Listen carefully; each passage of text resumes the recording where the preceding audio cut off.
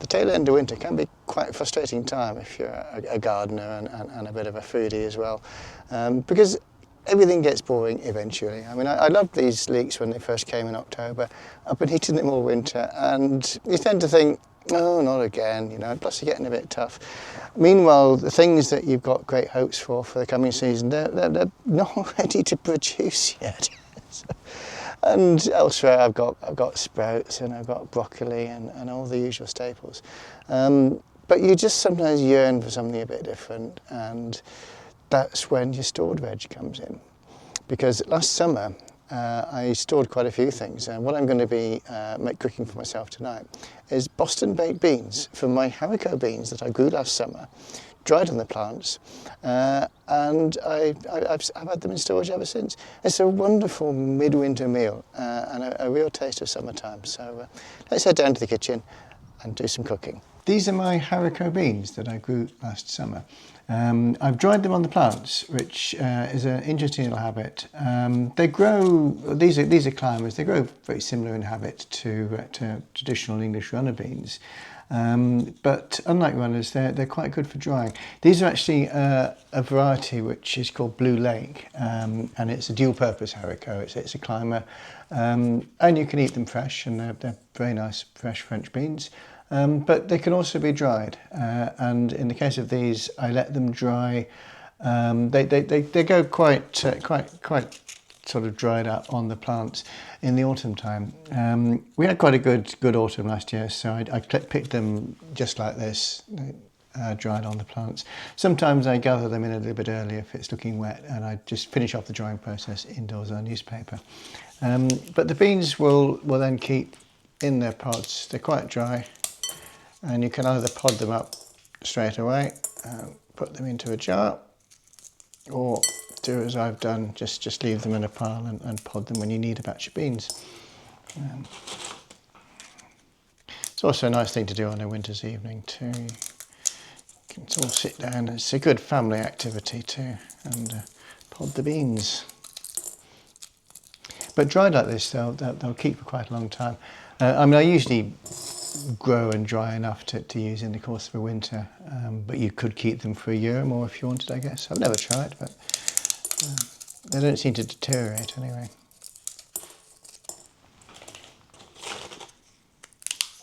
We picked up the habit. We used to live in France, and it's quite common there to dry haricots. People tend to grow these dual-purpose varieties, or even sometimes ones just for drying. It's a habit that we've rather lost. Also, our favourite, the English runner bean, or the British runner bean, doesn't make a very good dried bean. So. Anyway, so I'm going to keep podding these for a while, and then I'll soak them.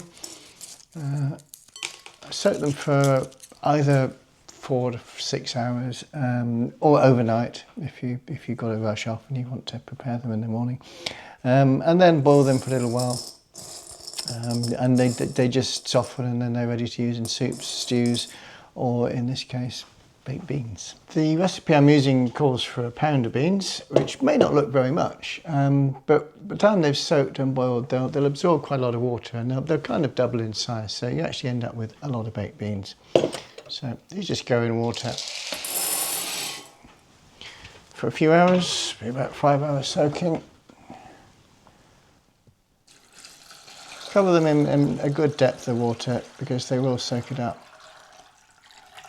as they rehydrate. So that'll just soak away for a few hours. I'll then put it together with its water in a pan and boil it down for another hour and a half, and then it'll be ready to put the beans together. I had the beans soaking this afternoon. They soaked for a good 4 hours in cold water. Then I changed the water and I boiled them for another hour and a half on the stove. I've kept the water from the boiling because that's quite a good stock. Unlike kidney beans, you can keep the water. What I'm just going to do is drain it off so that I can measure quantities a bit better.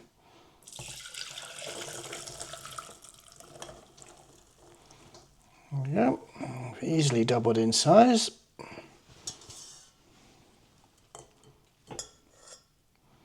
Okay, so I'll just keep that there. And I'll pop them in the preparation vessel.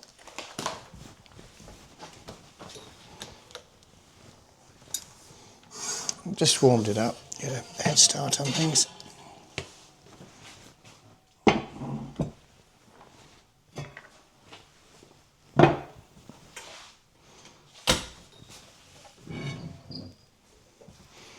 Okay, so in go the beans.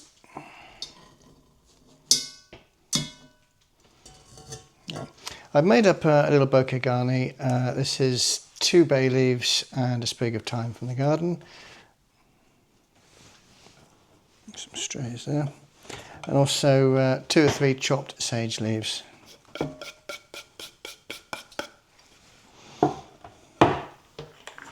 Right, check my recipe a moment.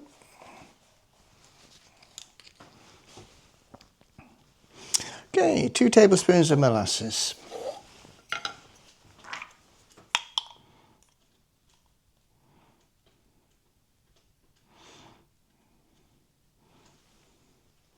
Not the easiest thing to measure out this. I don't actually put the full 2 tablespoons in. I've found in the past it's a very strong flavour, so I generally put about 1 1/4 in. It's just personal taste, but I'll put the recipe up at the end of the vid so you can see it and adjust quantities according to your preference.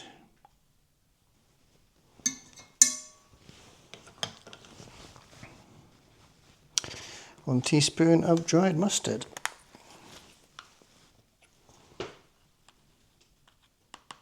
English mustard, of course. English cookery book.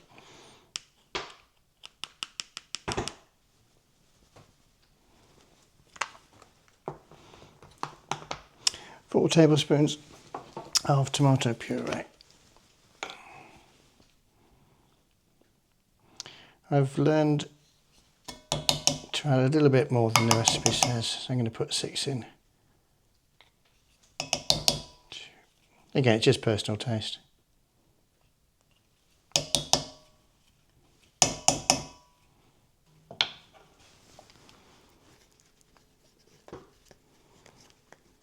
Two tablespoons of raw cane sugar, the darker the better.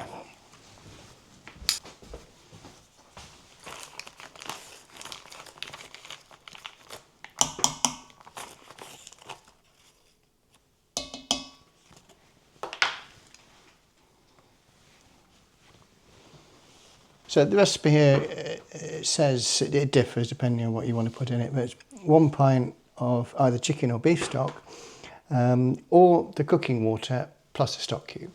I'm going to go for the latter, make it a vegan recipe, but what I am going to do is measure it out, because I think it should be the same quantity as the amount of stock I'm going to put in.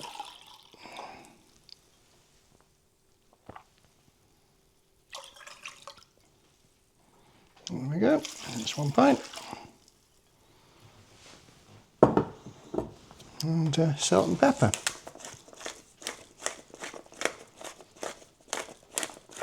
To taste, obviously.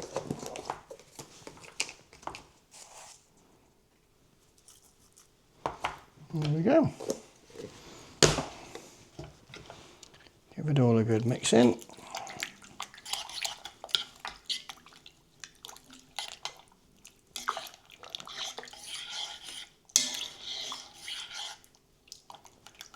There we go. Smells nice already. And these go in a fairly cool oven.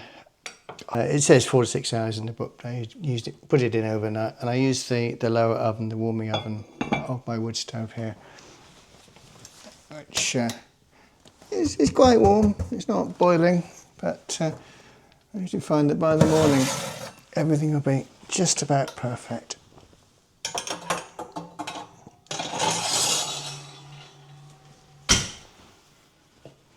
So in it goes. you go. Have a look in the morning. So here we are, 10 hours later. Let's see what we've got in the oven.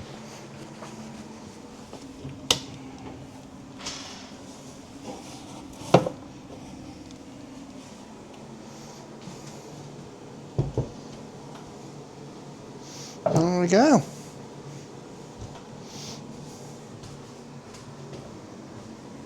Proper baked beans. They're actually better than proper baked beans or tin baked beans, which is the main baked beans we're used to. Ignore the little bits of thyme. They've got a really herby flavour. And absolutely delicious. Rather good. If you ever want to get children into gardening, serve them some of these. They are beautiful.